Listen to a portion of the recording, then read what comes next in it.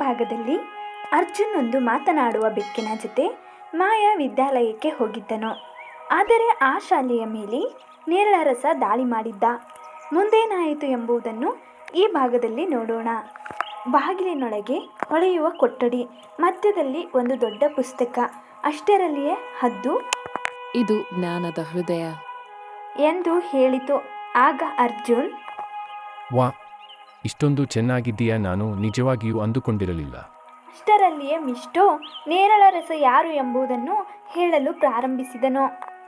ಹಲವಾರು ವರ್ಷಗಳ ಹಿಂದೆ ನೆರಳರಸ ಕೂಡ ವಿದ್ಯಾರ್ಥಿಯೇ. ಎಲ್ಲರೂ ಅವನನ್ನು ನೋಡಿ ನಗುತ್ತಿದ್ದರು, ಆದ್ದರಿಂದ ಅವನು ಕೋಪದಿಂದ ಕತ್ತಲೆಯ ಶಕ್ತಿಗೆ ಸೇರಿದ್ದ. ಅರ್ಜುನನ ಸ್ನೇಹಿತರಾದ ಮೀರಾ ಮತ್ತು ಕಬೀರ್ ಇಬ್ಬರು ಮಾಯಾ ಶಾಲೆಗೆ ಬಂದರು. ಅರ್ಜುನ್ ಅವರಿಬ್ಬರನ್ನು ಕಂಡು ಗಾಬರಿಗೊಂಡನು. ನೀವೇನು ಇಲ್ಲಿ ಎಂದು ಕೇಳಿದಾಗ ಇಬ್ಬರೂ ಸೇರಿ ನಾವು ಶಾಲೆ ಉಳಿಸೋಣ ಎಂದು ಅರ್ಜುನನಿಗೆ ಮಾತು ಕೊಟ್ಟರು. ಅಷ್ಟರಲ್ಲಿಯೇ ನೇರಳರಸನ ಆರ್ಭಟವು ಮತ್ತೆ ಮುಂದುವರಿಯಿತು. ಜ್ಞಾನ ನಾಶವಾಗಬೇಕು. 3 ಮಾಯಾ ಬಾಗಿಲುಗಳು, ಪ್ರತಿ ಬಾಗಿಲಿಗೂ ಒಂದು ಪರೀಕ್ಷೆ. ಆ ಪರೀಕ್ಷೆಯು 25 + 25 ಬಾಗ್ಲೆ 5 ಎಷ್ಟು ಎಂಬುದಾಗಿತ್ತು. ಅದಕ್ಕೆ ಕಬೀರಿನ ಉತ್ತರವು 30. ಆಗ ಬಾಗಿಲು ತೆರೆದುಕೊಳ್ಳುವುದು. ನೇರಳರಸ ದೊಡ್ಡ ದೈತ್ಯದಂತೆ ಕಾಣಿಸಿಕೊಳ್ಳತೊಡಗಿದ. ನೇರಳರಸವು ಮಕ್ಕಳಿಗೆ ನೀವು ನನ್ನನ್ನು ಗೆಲ್ಲಲಾರಿರಿ ಎಂದು ಭಯ ಹುಟ್ಟಿಸಿದನು. ಅಷ್ಟರಲ್ಲಿಯೇ ಅರ್ಜುನ್ ಜ್ಞಾನವನ್ನು ಯಾರು ನಿಲ್ಲಿಸಲಾರರು ಎಂದು ನೇರಳರಸಕ್ಕೆ ಮರು ಉತ್ತರಿಸಿದನು. ಮಾಯಾ ಪುಸ್ತಕ ಒಳೆಯುವುದು. ಅರ್ಜುನ್ ಅದನ್ನು ತೆಗೆಯುತ್ತಾನೆ. ಬಂಗಾರದ ಬೆಳಕು ಹರಡುತ್ತದೆ.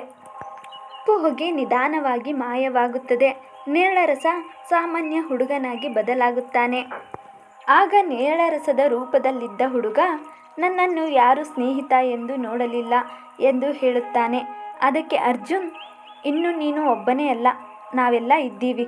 ಇನ್ನು ಮುಂದೆ ನೀನು ಕೂಡ ನಮ್ಮ ಸ್ನೇಹಿತನೇ ಎಂದು ಹೇಳುತ್ತಾನೆ. ಆಗ ಹದ್ದು ಬಂದು, ಒಳ್ಳೆಯ ನಾಯಕನ ಗುಣ ಯಾವುದು ಎಂದು ಅರ್ಜುನ್ಗೆ ಕೇಳಿತು. ಆಗ ಅರ್ಜುನ್ ಉತ್ತರಿಸಿದನು, ದಯೆ ಮತ್ತು ಧೈರ್ಯ ಎಂಬುದು. ಮಿಸ್ಟೋ ಪ್ರೀತಿಯಿಂದ ಅರ್ಜುನ್ಗೆ ಹೇಳುತ್ತದೆ. ಅರ್ಜುನ್, ಈಗ ನೀನು ನಿಜವಾದ ವಿದ್ಯಾರ್ಥಿ. ಅದಕ್ಕೆ ಅರ್ಜುನ್ ಮಿಸ್ಟೋಗೆ ಕೇಳುತ್ತಾನೆ, ನಾನು ಮತ್ತೆ ಬರಬಹುದಾ? ಜ್ಞಾನವನ್ನು ಪ್ರೀತಿಸುವವರಿಗೆ ಈ ಶಾಲೆಯ ಬಾಗಿಲು ಯಾವಾಗಲೂ ಎಂದು ತೆರೆದಿರುತ್ತದೆ. ಮಿಸ್ಟೋ ಅರ್ಜುನ್ಗೆ ಹೇಳುತ್ತದೆ. ಅರ್ಜುನ್ ತನ್ನ ಕೊಠಡಿಯಲ್ಲಿ ಎಚ್ಚರಗೊಳ್ಳುತ್ತಾನೆ. ಮೇಜಿನ ಮೇಲೆ ಚಿನ್ನದ ಪೆನ್ಸಿಲ್ ಇರುತ್ತದೆ.